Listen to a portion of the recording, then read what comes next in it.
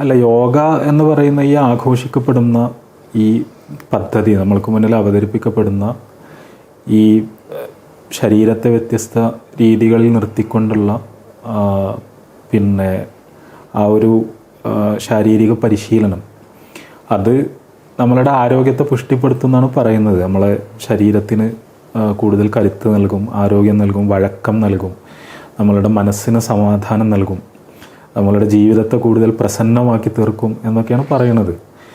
പക്ഷേ ഇതിലുള്ള പ്രശ്നം എന്താ വെച്ചാൽ, ഇപ്പോൾ ഒരു വ്യായാമമുറ ശരീരത്തിന് നല്ലതാണ്, അത് ആരോഗ്യകരമാണ്, അത് ശരീരത്തിന് പുഷ്ടി നൽകും എന്ന് പറയേണ്ടത് ആരാണ്? അത് പറയേണ്ടത് മെഡിക്കൽ സയൻസാണ്. നമ്മൾ മെഡിക്കൽ സയൻസ് എന്നൊക്കെ പറഞ്ഞാൽ അത്രയും ഡെവലപ്ഡ് ആയൊരു കാലത്താണ് നമ്മൾ ജീവിക്കുന്നത്. അപ്പോൾ നമ്മൾ തീർച്ചയായും വ്യായാമം എന്ന് പറഞ്ഞാൽ, എക്സർസൈസ് എന്ന് പറഞ്ഞാൽ വളരെ അത്യാവശ്യമുള്ള കാര്യമാണ്, അത് ചെയ്യണം എന്ന് ഡോക്ടർമാരൊക്കെ പറയുന്നതാണ്.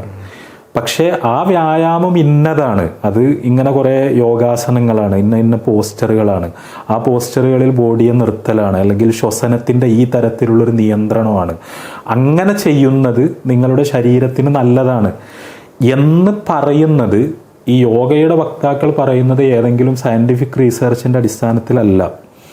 നേരെ മറിച്ച് അവർക്ക് പ്രാചീന ഭാരതത്തെക്കുറിച്ചുള്ളൊരു സങ്കല്പമുണ്ട്.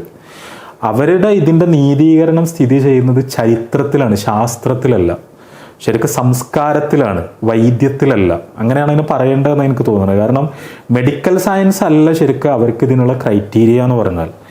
നേരെ മറിച്ച് അവരെ സംബന്ധിച്ചിടത്തോളം ഭാരതം എന്ന് പറയുന്നൊരു ഭൂപ്രദേശം, ആ ഭൂപ്രദേശത്ത് സഹസ്രാബ്ദങ്ങൾക്ക് മുമ്പ് നിലനിന്നിരുന്ന ഇവിടുത്തെ മഹർഷിമാരിലൂടെയും മറ്റും നിലനിന്നിരുന്ന ഒരു സംസ്കാരം, ആ സംസ്കാരം ലോകോത്തരമാണ്, അത് ഏറ്റവും ഉദാത്തമാണ്, അത് വികസിപ്പിച്ച എല്ലാ രീതികളും ഏറ്റവും ഉജ്ജ്വലമാണ്, അത് നമ്മളുടെ ശരീരത്തിനും മനസ്സിനുമൊക്കെ ഏറ്റവും അനുഗുണമാണ് എന്ന് വിചാരിക്കുന്ന, സ്വന്തം ദേശത്തിൻ്റെ ചരിത്രത്തെയും സംസ്കാരത്തെയും വളരെ വൈകാരികമായി മഹത്വവൽക്കരിക്കുന്ന, അതിനെ സെലിബ്രേറ്റ് ചെയ്യാൻ ശ്രമിക്കുന്ന ഒരു മനോഭാവത്തിൽ നിന്നാണ് യോഗയുമായി ബന്ധപ്പെട്ട ഈ പ്രചാരണങ്ങൾ മുഴുവനും ഉണ്ടാകുന്നത് എന്നുള്ളിടത്താണ് അതിൻ്റെ പ്രശ്നം. ഇപ്പോൾ നമ്മൾ വ്യായാമത്തിൻ്റെ മഹത്വത്തിനെ പറ്റി പ്രസംഗിച്ചുകൊണ്ടിരിക്കുകയാണ്. ഈ വ്യായാമമാണ് വിഷയമെങ്കിൽ നമ്മൾ ആധുനിക വൈദ്യശാസ്ത്രത്തിലേക്ക് തിരിയുന്നതിന് പകരം അതിപ്രാചീനമായ ഒരു പ്രാദേശിക സംസ്കൃതിയിലേക്ക് നമ്മൾ പോകേണ്ട കാര്യം എന്താണ്?